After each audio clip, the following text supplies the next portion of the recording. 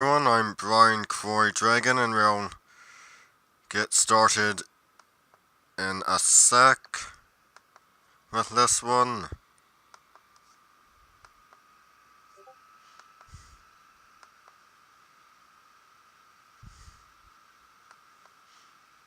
Hey, what's up, Alex?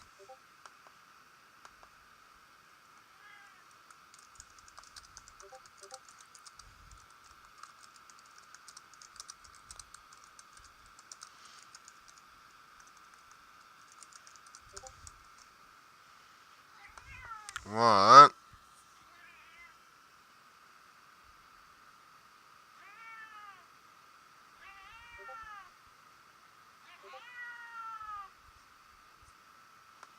What?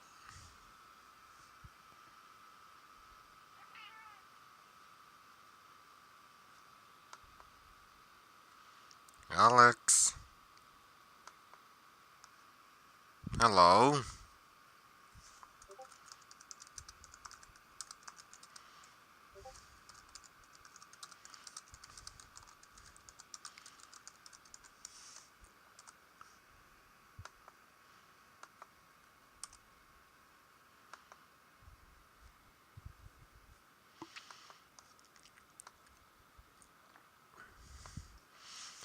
Alright, now let's get started.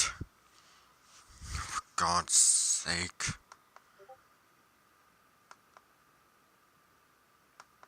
Stream mode. Streamer mode. Enabled. Now let's get started. As the officers digest this news and begin to whisper amongst themselves, the Kasai of the Legion of the Blue Peak stands.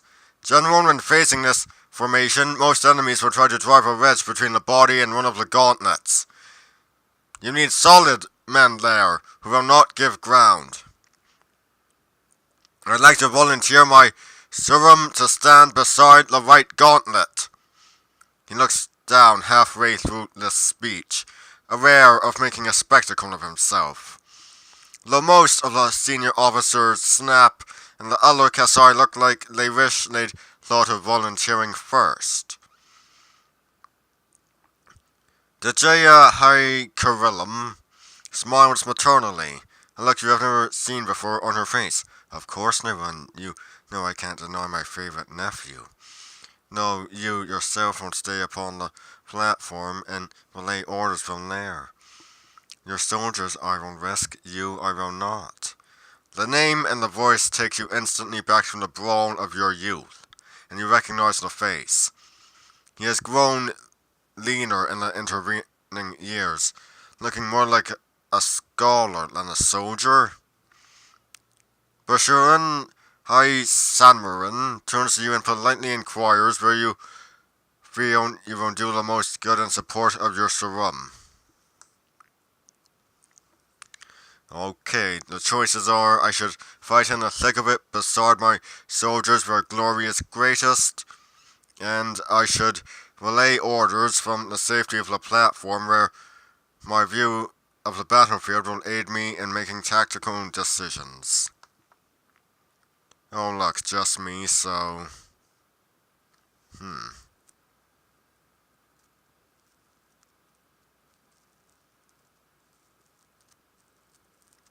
What shall I choose?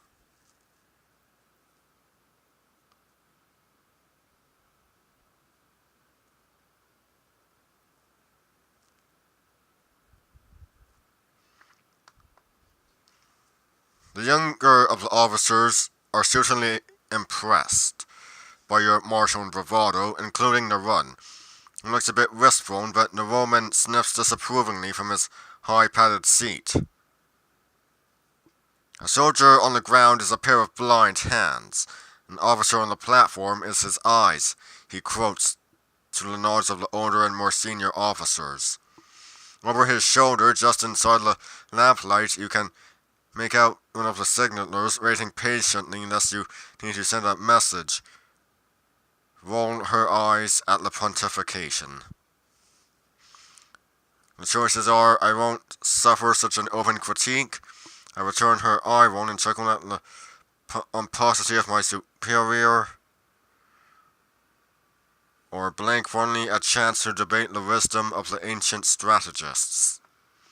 Oh look, still just me. Okay then.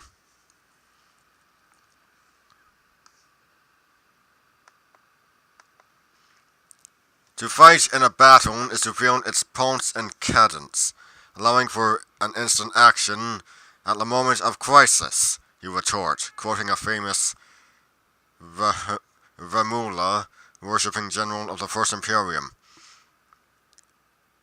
A rather outdated view, surely, Kasai, opines Bashun, High Sanmarin, but he seems more intrigued than censorious.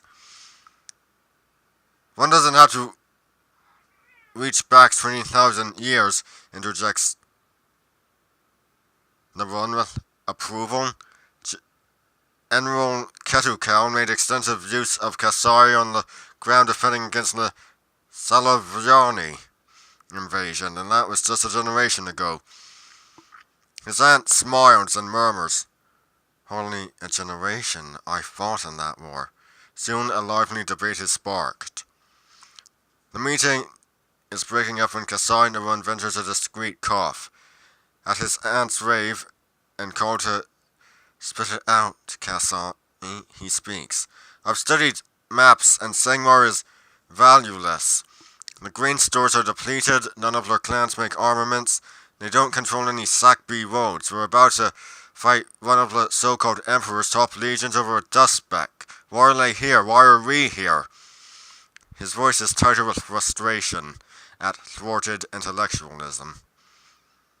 "Your nephew is tactically astute," Dritlan the Roman says to Dritlan High Karuluma, who ignores the flattery. There's nothing obvious in Sangwar that the classical masters would tell us to value, he lectures Narun, but those same masters counsel faith in one's superiors when the strategy is not clear.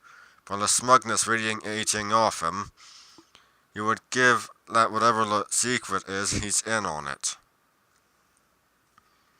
At the end of this night's preparations, as you head off for your bedroll, the signaller from the tent steps from a shadow, placing a light hand upon your arm.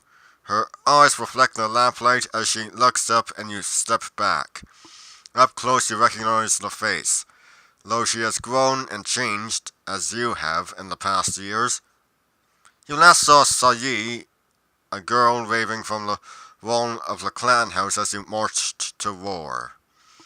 Now you find her a woman grown, standing before you, slim and strong, in the uniform of your legion, and with the same irresponsible grin upon her face as she takes evident delight in your confusion. Okay, the choices are: Sayi, what are you doing here? Oh, sweet Lord Hanala, not you. And I have missed you so much in these long years. Oh, look, still just me.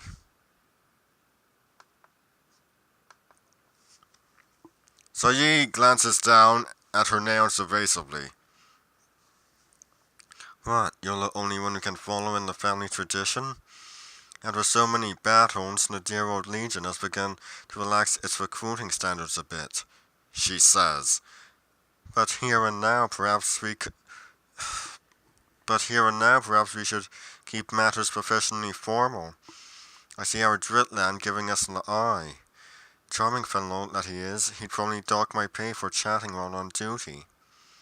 I wouldn't have come out, but, well, when I saw who I'd been transferred under, I couldn't help myself. And I'm supposed to give you my official transfer papers.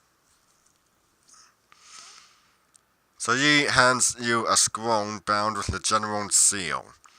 As you move to inspect them, she turns in response to a call, and with a mumbled apology disappears into the night, leaving you as abruptly as she appeared.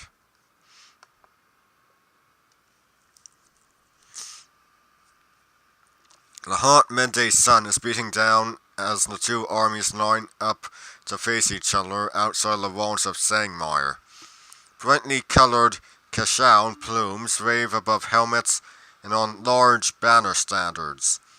As the drums beat out a steady rhythm and the trumpets blare orders, the soldiers in both armies are ripped into a frenzy of anticipation. Your soldiers turn and look to you for guidance. Some are fearful young recruits fresh from the rural villages, trying to mask terror with bravado. Others are long-time comrades in arms. Speak to them of the glories of war, speak to them of their duty to Prince Verishkala, speak to them of the wonders that await in Lord Hanala's heaven, or I am not one for fancy speeches. Oh look, still just me.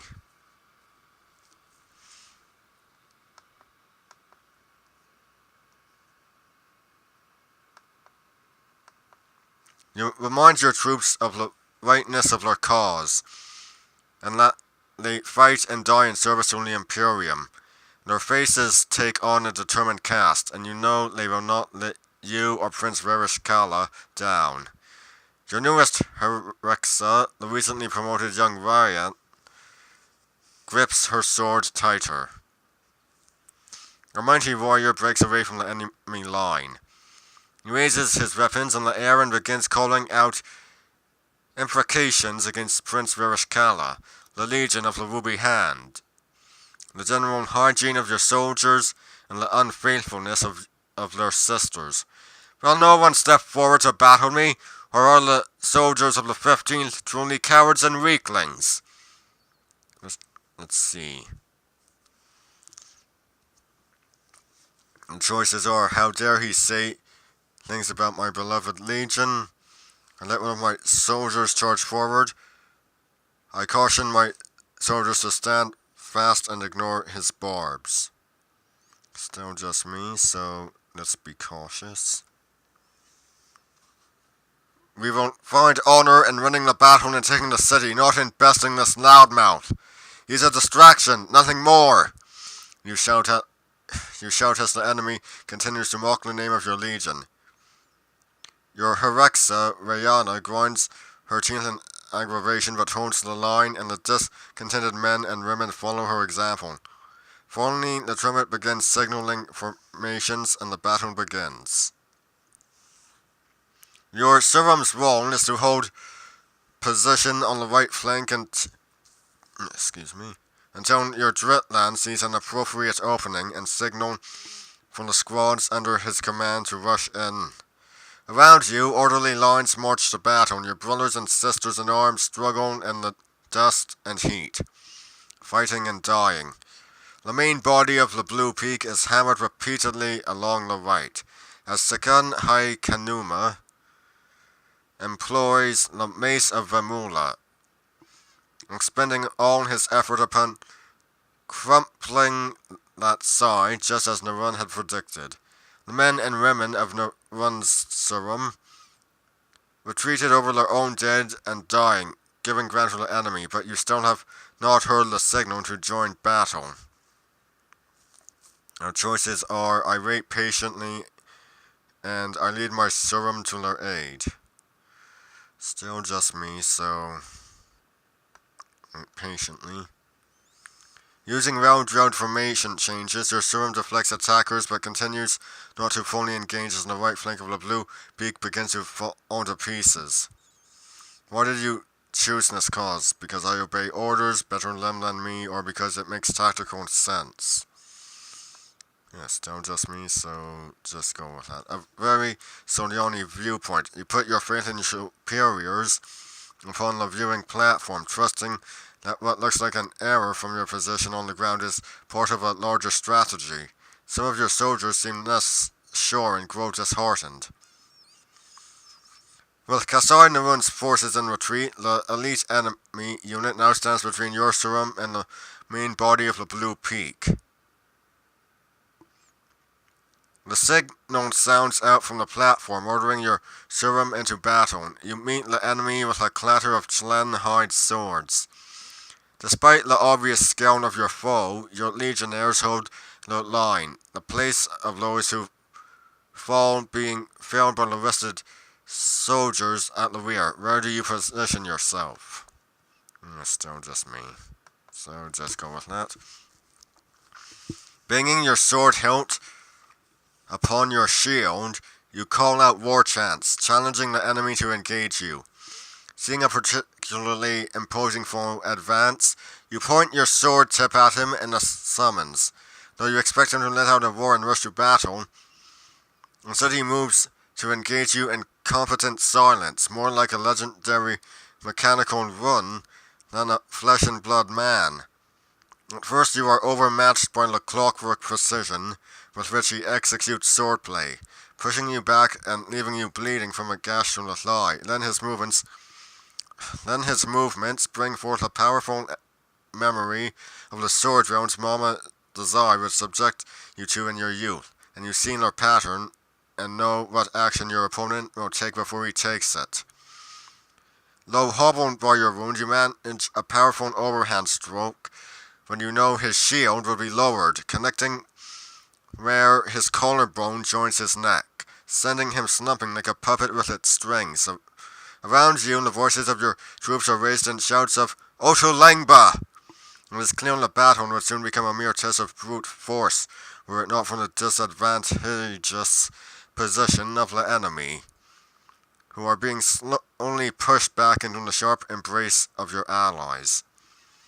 The opposing officers, seeing that your Surum will not be easily overrun, and realizing their danger of becoming overcommitted and flanked, pull their unit back. Your metal has been tested and found equal to the task. You are given barely a moment to catch your breath, drink water, and dress lines before more signals arrive from the Dritlan ordering an advance. It seems that Dritlan the Roman will not allow these enemies to retreat without hounding them all the way. Like dogs whipped to the hunt, your soldiers lope forward at the command of the trumpets, grimly determined to finish their task. And like the hunted jackal, the soldiers retreat before your Surum. Their formations grow ragged and are broken up. A strange signal is beaten out upon the opposing drums, and with an eerie unity, the dispersed soldiers coalesce to array themselves in a crescent circle around you. A fancy trick, but with their losses in the faint line,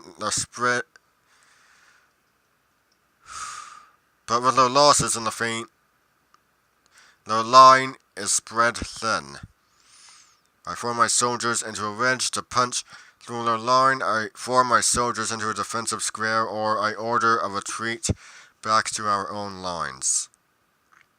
Yes, still just me.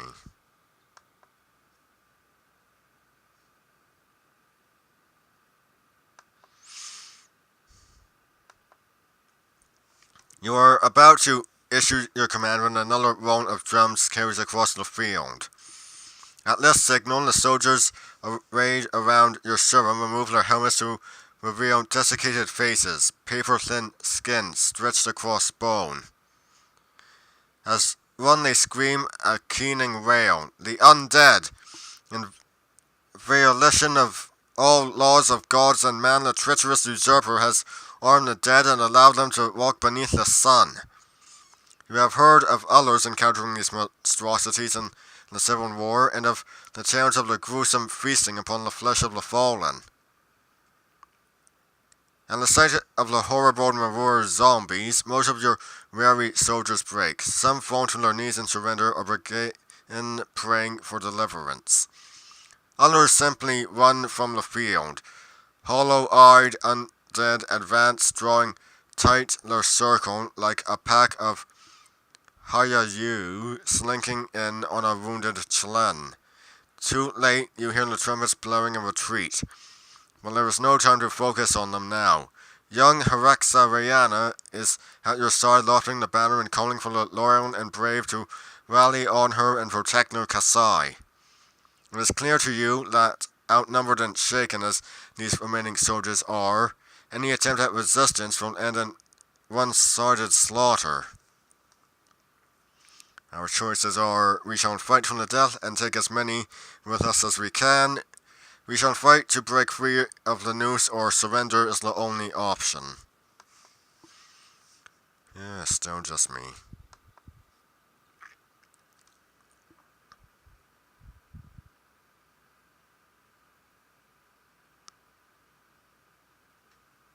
We shall fight to break free of the noose. Upon your orders to form a range, the last few loyal soldiers line up and charge the undead between you and the ranks of the Legion of the Blue Peak. Outnumbered as you are, breaking through the enemy line proves unbelievably costly. In the end, you find yourself fighting back with Herexa Rihanna guarding the rear, so that the last of your brave and loyal legionnaires can make it to the safety of Kasai the Runs Sarum, who are moving up. You've seen the last of the soldiers reach the Run's ranks right as any wider view of the battle is blotted out by the undead closing in around you. It has been an honor, sir, whispers Rihanna, shifting the grip on her sword.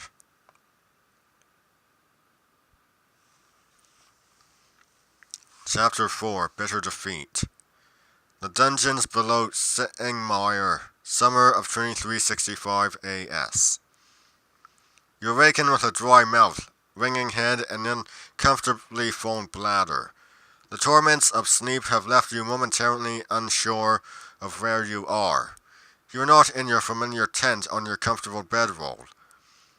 The stinks of dried blood, stale sweat, and human waste assault your nostrils. Your head lies on something soft, someone's leg, and that same someone is stroking your hair gently, repeating your name in a whisper. Another voice intrudes. Will he ever awaken, or can we finally give him up for dead? Says someone in a precise, cultivated voice that, after another moment of disorientation, you place as Kasina runs. So ye, clearly the lap in which you lie is hers, replies coldly, are you certain you wish to decide which of us to leave for the worm so soon? They do not seem to be aware that you are conscious. My options are, I struggle to my feet, they will not decide my fate while I lie helpless, I let them talk hoping to gain more information, or I groan, saving them from further inadvertent speech. It's still just me. Brushing off Sayi's hand, you stand swaying in the darkness. Immediately, Herexa Rihanna begins to report. Sir, when the battle was lost, we officers were brought into the city. The generals are in the governor's palace, but I think we're below the temple of Sarku. I don't know how long it's been, but we've gotten 2 meals pushed through the door, so maybe a day? Of course, it feels like an infinity with all the arguing. Some people don't know the meaning of military discipline. Let's with a look at Sayori. Damn, wrong name. Wrong game. This with a look at Sayi.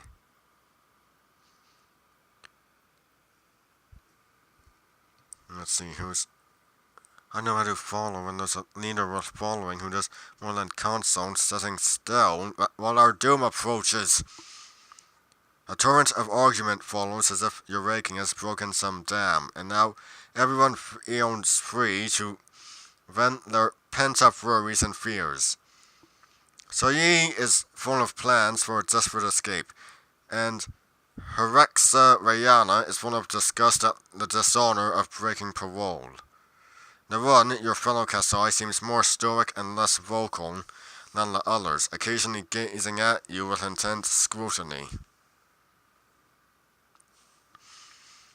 Let's see here.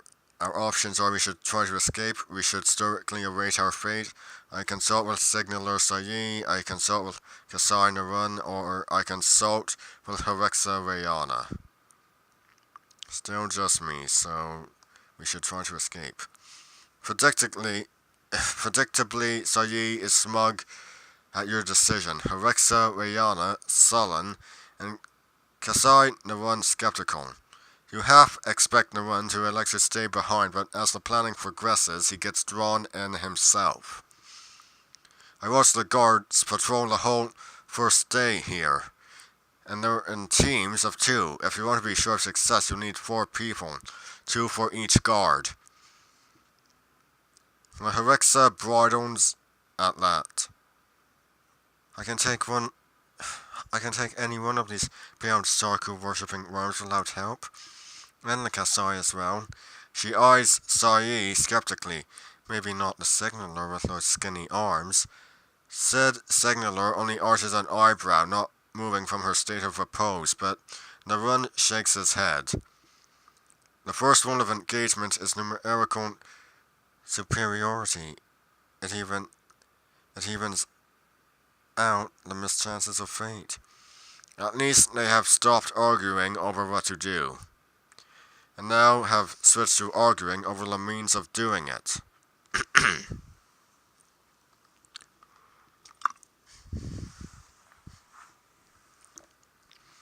It is in the middle of crafting these plans that Sayi, watching through the grate lest your discussion be overheard, turns right at the sound of 2 guards dragging something between them. That's Ornit. We need to get out of here sooner rather than later. Some of those undead officers must be getting peckish. They were shouting at the end of the hall, and those guards were dragging a corpse. A green bow Herexa and the Legion of the Blue Peak burn the clothes and jewelry. The one blanches at the description. Palu! He's a scribe. Was a scribe. He is only the first in a steady stream of bodies. With the prisoner population depleted, your captors become more complacent. And despite Narun's predictions, only 1 guard comes to deliver your meal, such as it is. He is not clad in the brown robes of a priest of Sarku, but instead in the uniform of a soldier. Sitting down the tray to unlatch the grill, he stifles a big yawn. The others look to you in expectation. The options are: I appeal to his sense of comradeship, I overawe him with authority, or I have already laid a cunning ambush. Still just me, so... As the guard passes through the tray, Herexa Rihanna, hidden to the side of the door, snakes out a hand and grabs his arm, yanking forward to smash his face into the door. In the moment while he is stunned, you press a shard of glazed pottery, rounds dropped in your hours of waiting, to his throat and whisper, "If you move to shout, I'll cut your throat before sound comes out." The poor man's eyes bulge, and his Adam's apple bobs in a gulp, catching open the tip of the shard and losing a trickle of blood. Slowly undo the latch now. He complies, free hand fumbling at the wood as his eyes remain fixed on yours. In a hoarse voice he pleads, "Please, Sir Kasai, we're brother soldiers, aren't we? I'm just obeying my superiors, let me live." The options are: I gag him and leave him in the cell. How dare he ask for pity after helping murder so many fine soldiers? Someone must pay for subjecting me to these indignities. We must beat him into unconsciousness but leave him alive barely.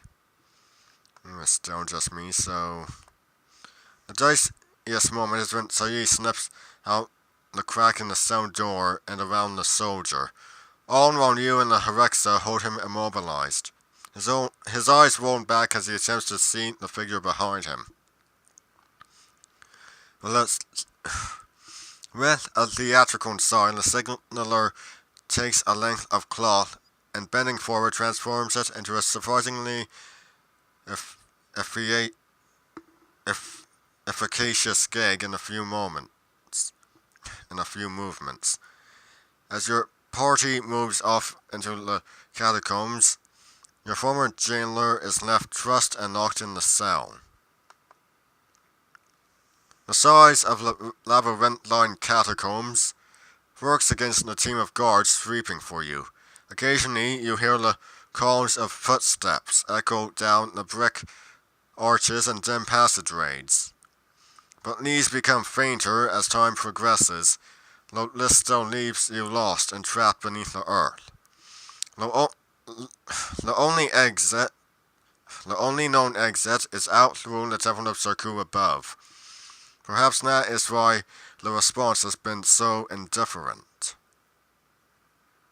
I think I know a way out, Sayi says, interrupting your reverie.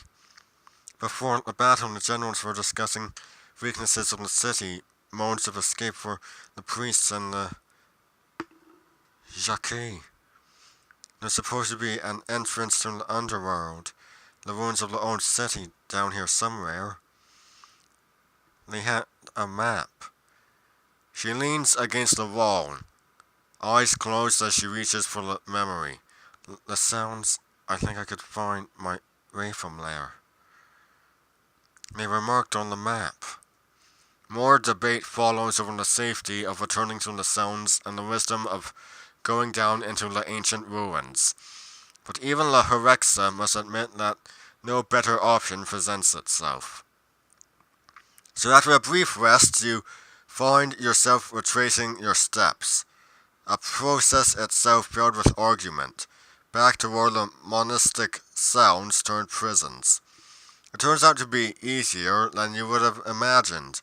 Once Narun points out that the vaults become steadily larger and more innately carved as one heads toward the entrance to the temple above. The corridor before you is once again lit by torches and sconces upon the wall, but now blessedly free of the sound of guardsmen. Turn right. We need to head away from the temple entrance. And there's a winding like a snake. And we go left at the third turn. Yes, the third. You wish Sayi sounded more sure of these remembered directions. A right leads you down another row of sounds. Their doors open and the straw inside brown with blood. These must be the source of the bodies dragged by. At the far end, one cell remains lighter, and the shadow of a pacing figure moves back and forth before the grate. As you step into the light, a startled voice calls out, "Kasai, you have come for me." Dritland, the woman's face is wan, his thin frame verging on the skeletal, and his hands, as they move to grasp the bars, pouncing. Excellent. Yes, I very much approve of and sanction your initiative. The options are this is all your fault, or no point bringing up past mistakes. Still just me, so. Just one moment, gonna check my schedule.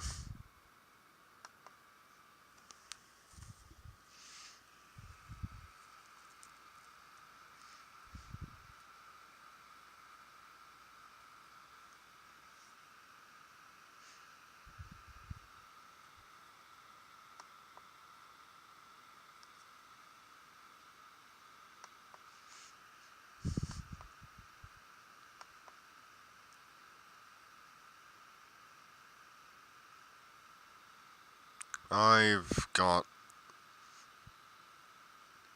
a bit of time for maybe a couple more pages. How very magnanimous of you.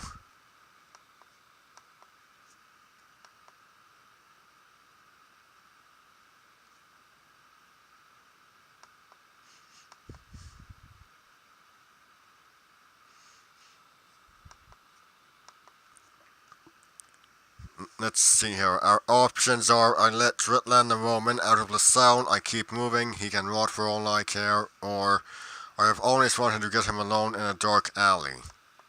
Still just me.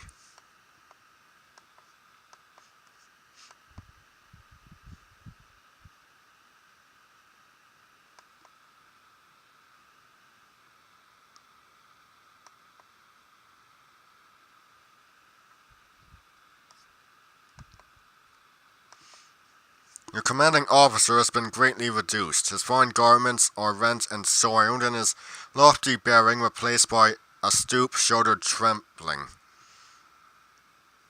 He seems aware of these things, and tries to gather what dignity he can about himself. However, Exariana, I seem to have been injured. Attend me. He takes a few shuffling steps into the light, then leans heavily upon her broad shoulder. Let us carry on. I shall not slow you. When there is time to stop, you may brief me, but for now, his mind wanders for a moment, as you were. As Sayi resumes her circuitous path through the maze, the two of them move along behind at the far edge of the circle of light.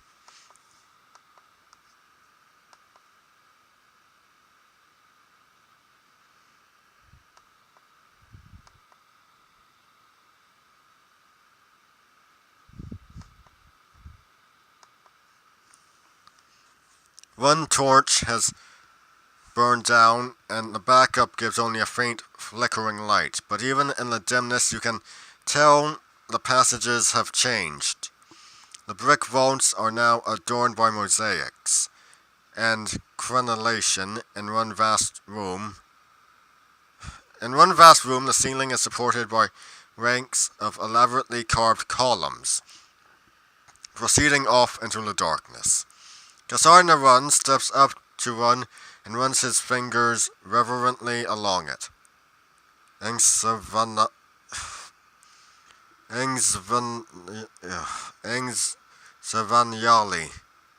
It must be. Look at the capital and the seamlessness of the column itself.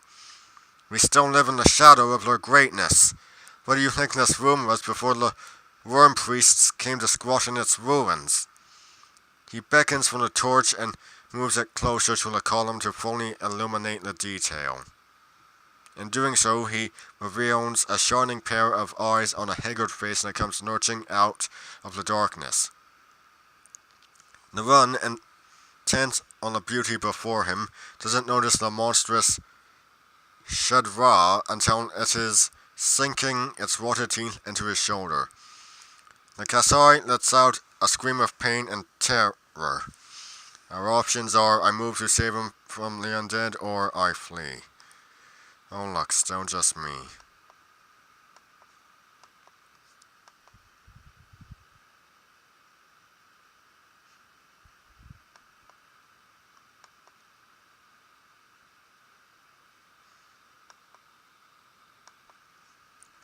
The Shadra is completely focused on the gush of warm blood after wandering so long in the lifeless dark, lurching and grasping at the run as he pushes it away, which makes it simple to strike the back of its head with a stone from the floor. The run stands before you, panting, one hand on his knee to keep from falling, the other pressed against his shoulder to stanch the flow. Thank you, Kasai. After a moment he chuckles. I suppose I'll have to use my curtain to stop the bleeding. If this keeps up, we'll soon be out of clothing. The hounds and moans echo from all around you. In the darkness, Shedra scenting blood here under the cold, damp earth. Like a pack of hounds, they bay, the protectors of Lord Sarku's darkest tombs, and you know they are closing in. Follow, shouts Sayi. We are so close. And she is off sprinting.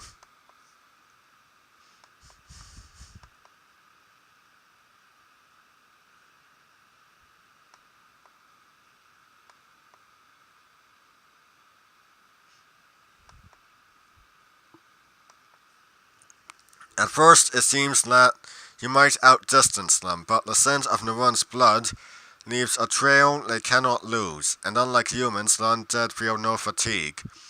Passing through another beautifully wrought arch, the Dritland stops to lean, panting against the side. I can go no farther, he gasps. How many can there be? Asks La Herexa with hollow bravado. This is a good place to fight. They cannot come at us all at once. It will be short work. No, The Dreadland's voice is firm, a superior giving orders. On stay, the rest of you go. It'll be a good end, a proud death, and it will buy you time. At Rihanna's obstinate look, he smiled vainly. Besides oath, I have spent too long trying to mold you into some proper form of soldier to waste it all here. Escape, tell my family of my bravery, and serve some other Dritland round, so he knows how well I taught you. The one solemnly grabs the Herexa's hand and pulls her forward. Come, respect his choice. He nods to Sayi, who once more begins a steady jog, and peering at wounds as best she can in your haste.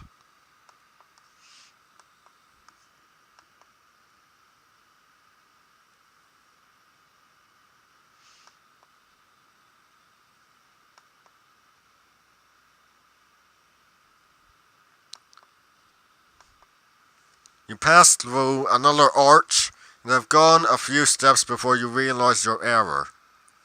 This is no simple arch, but a door, a heavy wood door with a substantial bar on this side. It takes all four of you to push it shut. The hinges are somewhat rusted, but like many objects from the ancient days, it is in surprisingly good repair. With a handspan of hardwood between you and the Shedra, your group can finally rest and all fall to recline, propped against the wood, panting through dry throats. Pushing herself up with a wary grunt, Herexa Rihanna moves to crouch before Narun and without a word spoken, bandage his shoulder. He looks grateful for her ministrations and smiled silently.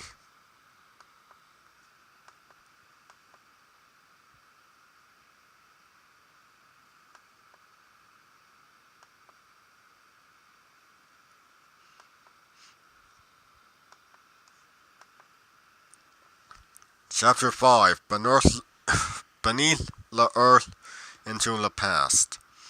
The Underworld, summer of 2365 AS. Your journey through the subterranean ruins is surprisingly like any other march. Periods of tedium enlivened by conversation and scenery. Except that the scenery is the twisted remnants of a dead culture, and the pressing darkness and threat of attack are omnipresent. Actually, that last part is rather similar to some night marches you've been on. Sayi seems contently smug to be leading the way, but mostly focused on that task, while Herexa Rihanna remains on guard at your back, ready to pounce upon any threat.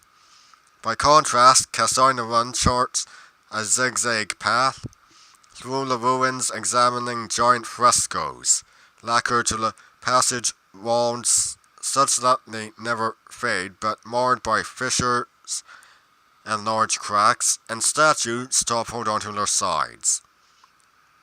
He is the first to notice, hours in, when you leave the buildings of the Engsvanyali and descend into eons shrouded by time. We must be down in the Bednaungeon, Imperium Stratum now. None of the religious art features the lures of stability, only of change. Well, that and the gaudiness. They coin the phrase, nothing truly glorious is attained through moderation, and it shows in their art. Our options are, I look about on my own, I smile at Narun's joke, and go examine the wall with him, or I roll my eyes and continue to follow Sayi. I won't.